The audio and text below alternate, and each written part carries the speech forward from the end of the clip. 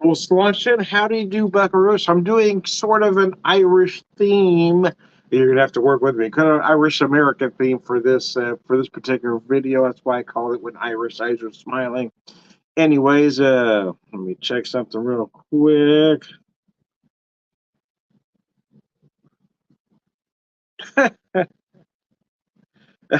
Anyway, I'm stirring up controversy on my Facebook page. I'll get into that later. Kind of did it on purpose. Sometimes I like to stir the pot. Anyways, I digress. Let me see here. To get this fixed real quick. I knew that was going to stir some folks up. I'm not going to take it back because I believe it.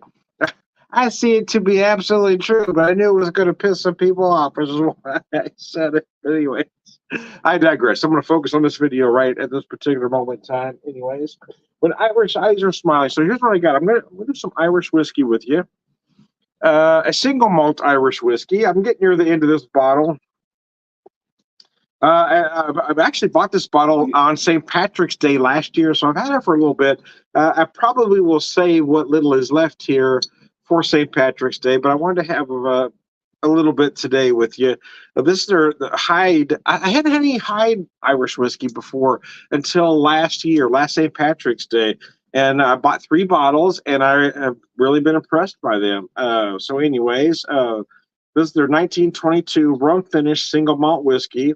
Rum cast finished, non-chill filtered at 92 proof. Let me show you that bottle. Or show you that label there. Product of Ireland. Rum cast finish Hyde single malt rum cast finish Irish whiskey has been matured in traditional bourbon oak cask. Boy, that lettering is a little difficult to read. Before being transferred into dark Caribbean rum cask. Let's see. I'm trying to see if they give me a particular age, but I don't think they do. It doesn't really matter. I believe it's a 5-year-old, but I'm not 100% sure on that. Let me show that to you, though. So I don't have an Irish ale for you, or I'm not going to have a Guinness. I don't have a Stout.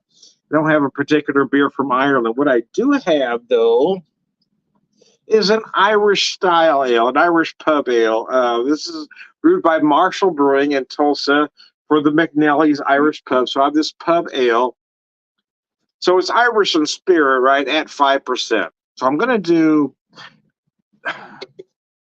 not quite an Irish car bomb, because an Irish car bomb you need Guinness, you need Bailey's, and then whatever Irish whiskey you got on hand. Typically something cheaper, a Jameson or a Bushmill. So, but I'm going to change the game up just a tad.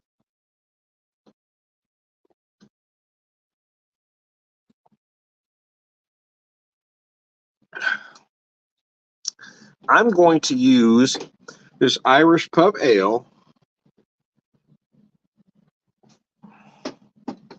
arguably the best Irish cream made in the U.S. Five Farms, County Cork. Oh no, this is product writer. Sorry, I thought I had something else here. Five Farms, arguably the best Irish cream ever made. I picked it up at a distillery in Weston. So I thought it was a Western product, but it's not. It's a product of Ireland. Anyway, this stuff is awesome. You'll never buy Bailey's again if you try this once. This is the Five Farms, County Cork, Ireland, Irish cream. Anyway, at 17%. There we go. So we're going to use that product. And the Irish whiskey we're going to use, again, is the Hyde. And what self-respecting Irishman would put single malt Irish in a cocktail like this? Well, probably none. But quite frankly, I'm of the mindset that your cocktails, your drinks are only as good as the products you put in them. So here we go. We're doing that version of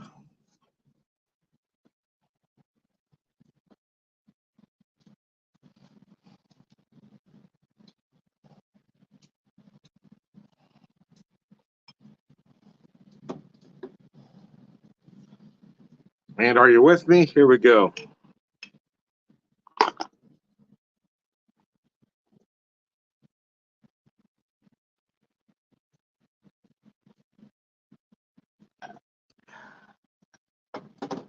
Well, damn if that wasn't delicious. That was good, man. I don't care who you are. That was tasty. Anyways, now we're gonna move forward with the rest of the video. we're gonna go forward from there, Tom. Oh mercy! So I've got a couple ounces neat of that Irish whiskey.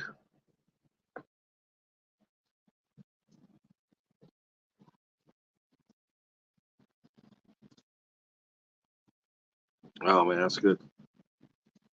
So how's everybody doing this evening? Yeah, so yeah, I kicked off my At the Pub series today with two videos. I had a local friend, Sid Whiting, and then my first guest at my at the pub uh, at the pub podcast show was the Beer Samurai. So he was gracious enough to do a video with me today.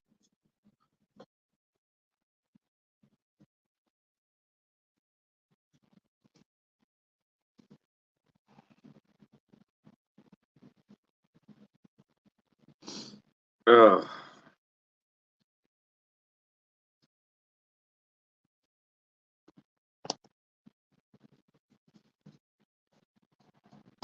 so I'm relaxing with y'all. I picked this up a little over a week ago now. My wife and I were in the Tulsa area. We had a good. I didn't get to McNally's Pub this time. We went to Kilkenny's Pub, and that one was a lot of fun. They were really good. But I did pick up this 6-pack of McNally's Pub Ale because it's good. It's a good Irish style pub ale, right? An Irish red, not a stout, but a pub ale. Anyway, and it worked for this particular capacity. It was good, actually. It was good, man. I don't care who you are. That was tasty. Anyways, I digress. Get that out of there now. Open my other pub ale there. Let me get the rubness out of that. Go ahead.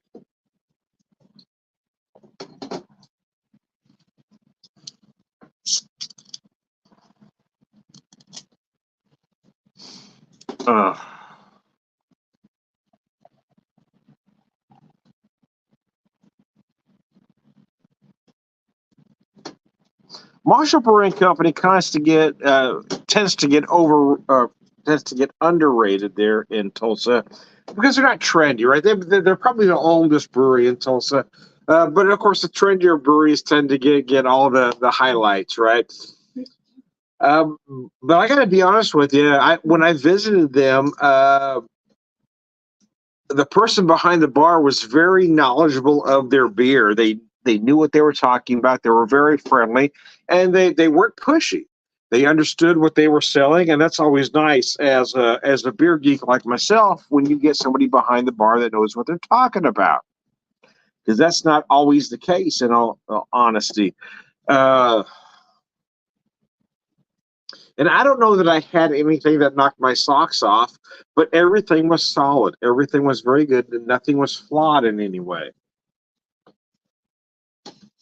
And then I also visited American Solera, which is again one of those trendy breweries that gets all the attention. But again, I've got nothing. I don't have a knock on American Solera per se, other than to say that again they're the trendier brewery. They're a tad pretentious for an old guy like me. I'll say that. The beer was good, the prices were high, and they're very proud of their stuff. But yeah, it's again, I'm not their demographic. The beer was good. I encourage people to go there, but for me, they were rather on the pretentious side. I really like Cabin Boys I visited, so for me, I appreciated Marshall for what they were.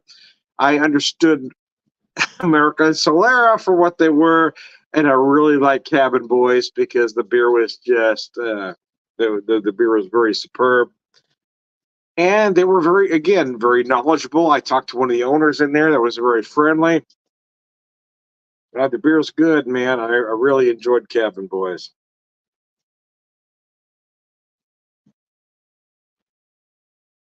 Uh, this whiskey is really interesting. This Hyde, because it is really sweet initially. Because I'm guessing a lot of that comes from that rum cask, right? Because you do feel some of that rum-like sugar early on, that cane sugar, right? Let me show you this bottle, 1922. So traditionally, most Irish whiskey is aged in used bourbon casks. That's not unusual. But when you finish them in a rum cask, well, that adds something extra. That's why I'm getting a lot of that extra sugar, right? You get a lot of that sweetness in here.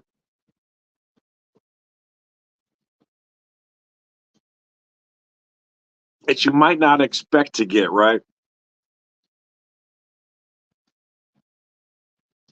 That's really only up front, right? You're right at the beginning. Then once you get to the middle, you go, okay, it's Irish. It's all Irish now, right?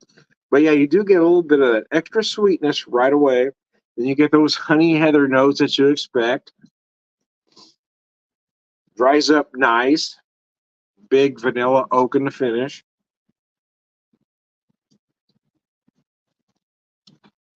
I found these whiskeys, oddly enough, at a liquor store in Joplin, and I'm not sure why I can't get them here in Springfield. In all honesty, uh, I would think the market would be bigger for them in Springfield, but I found them in at Judge's Liquor in Joplin, and wow, that's a great liquor store. Dickie's Beer Reviews. Well, cheers, man. I only drink beer. Okay, that's all right. Hey, you do you, man. I don't judge. For me, I'm all about equal opportunity. But hey, man, you do you.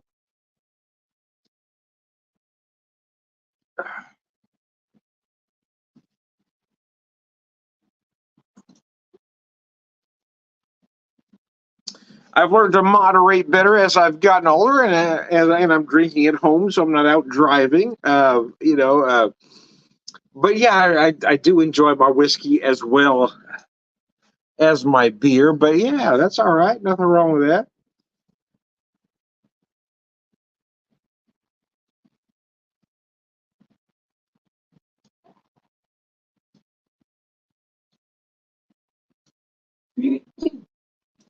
Oh man, that's it. That's just a nice whiskey. It really is.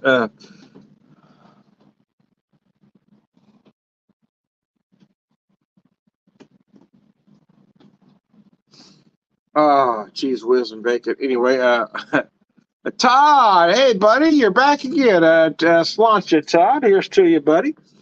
As always, anybody have any questions or comments, please put it out there. If you want to be part of the video, let me know, and I'll send you the link, typically via Messenger.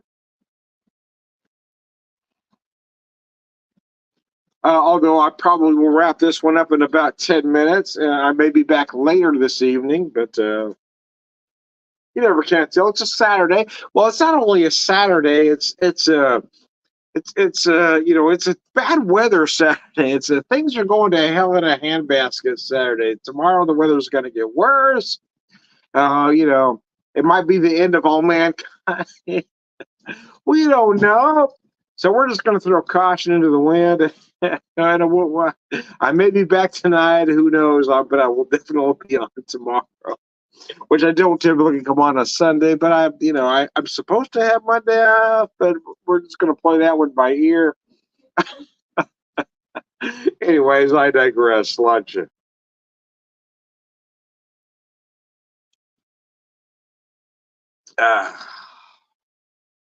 So I made a comment on my Facebook page. I got to tell you guys about this because sometimes I intentionally stir stuff up. I do it on purpose. Every once in a while, I'll post these comments,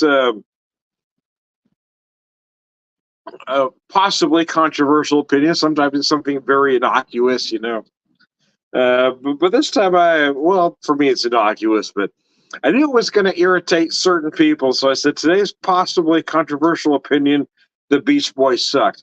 Now, in my defense, I truly believe that The Beach Boys were horrible. There was nothing redeeming about the Beach Boys. They contributed nothing. But anyway, I understand that some people were going to feel strongly about that. So I want to read some comments here because I knew it was going to piss some folks off. Pet Sound stuff said, so I'm going to reply to that one right now and say,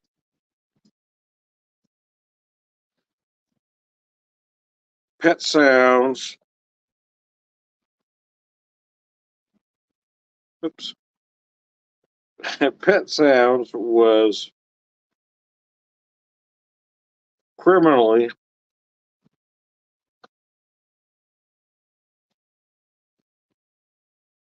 overrated. Now, I'm not going to tell you if I believe that or not, but I'm telling you, it's going to irritate the person I send that message to. Boo, the Beach Boys are the most innovative American rock band to ever exist. The truth is, I'm not sure how to respond to that level of stupidity. The most innovative rock band to ever exist. I mean, come on. I'm not even gonna comment to that because that's just ignorance upon ignorance. Rush. I was gonna say Rush. I'm gonna say yes. There are hundreds of rock. The Who, the Kinks. There are many rock bands I can list. I can keep doing this all fucking day long. The Sonics. There are so many rock bands that were far more innovative than the Beach Boys. I'm not even going to respond to that asshole because that's just stupid. You're not wrong, Dick. I knew Mr. Mosher would be on my side. The world's first boy band, Travis Green gets it. Seth Logan, I mean, you can't really be that stupid, can you? The Beach Boys are the most innovative rock band to ever exist. I mean, please. Again, yes. The Who, the Kinks, the Sonics. I could do this all day. I'm not going to respond to this on Facebook because your comment is just so ignorant. It doesn't deserve it. Mercy. Anyways, I digress. You, Todd says, you wouldn't do that, would you? I would. It's like the Bugs Bunny. If I do, did I get in trouble? Should I do it? Anyway, sometimes I'm trying to get in trouble. I will admit. Sometimes I'm just trying to piss people off. But really, I mean, listen, do I think the Beach Boys were the worst band ever? No, that was kind of messing with folks. But to say the Beach Boys were the most innovative band ever, no, that is beyond stupid. I can't believe anybody would be that stupid to actually say that out loud. That's just ignorant. Zeppelin, early Zeppelin, I mean, I'm not the biggest Zeppelin fan. I'm on record as saying that, but they were far more innovative than the Beach Boys ever were. The Yardbirds, I mean, come on, man. You can't really be that inept, can you? Anyways, I digress. I better wrap this up before I get more in trouble. And somebody turns me in. I get called out by the Facebook police. It's happened, man. I get a bad note from Zuckerberg. My video gets flagged. I had that happen not long ago, too. It might have been Seth as well. Seth turns me in and I get in trouble. Anyways, my bad. I'm Tom the Whiskey Whisperer, Whiskey Evangelist, prolific whiskey drinker, purveyor, wisdom man.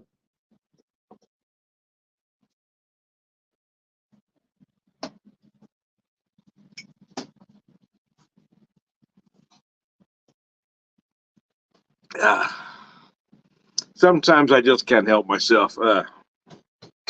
It's on the old Ron White line, right? I was talking with a friend this evening.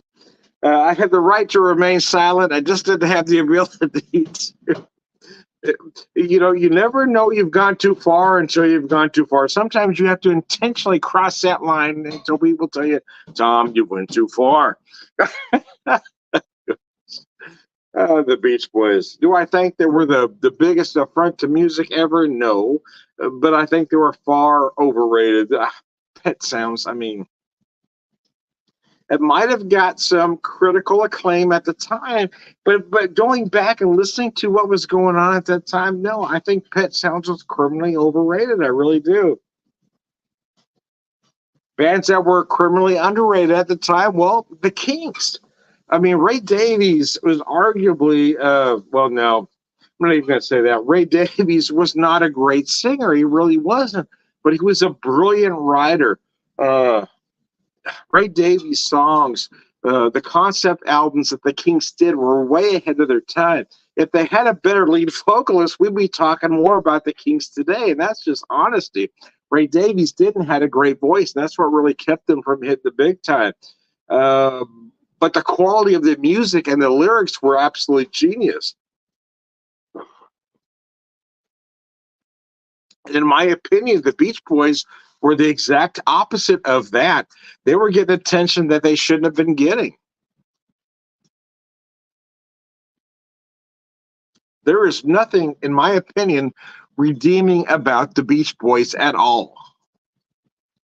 Anyways, I'm gonna let it go. Let it go, Tom. I'm the Whiskey Whisperer, Whiskey Evangelist, prolific whiskey drinker, purveyor wisdom man. Tom the Beer Whisperer, Beer Evangelist, prolific beer drinker, purveyor wisdom, and